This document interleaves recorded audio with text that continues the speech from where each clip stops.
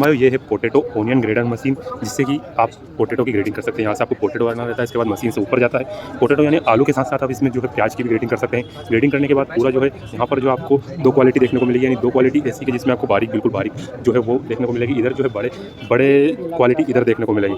जो बड़े आलू होते हैं, फाइनल आलू होते हैं, यहाँ से आपको देखने को मिलेगा। आप प्याज की भी सटाई करते थे, यहाँ से देखने को मिलेगा। इसमें जो है आपको तीन सिंगल फेस की तीन मोटर देखने को मिलेगी। इसकी अगर प्राइस की बात करें किसान भाई, तो इसकी जो प्राइस है वो आपको 2,50,000 के आसपास देखने को मिलती है, जिससे कि आप एक घंटे में लगभग 2 टन की जो है ग्रेडिंग कर सकते हैं। 2 टन प्याज की हुई या आपके ओनियन की हुई, या ओनियन की या पोटैटो की कर सकते हैं। आपको जानकारी कैसी लगी हमें नीचे कमेंट करके जरूर बताएं। वीडियो अच्छा लगा तो वीडियो को लाइक, शेयर और अधिक से अधिक किसानों के पास हमें जरूर पहुँचाएं इस वीडियो को।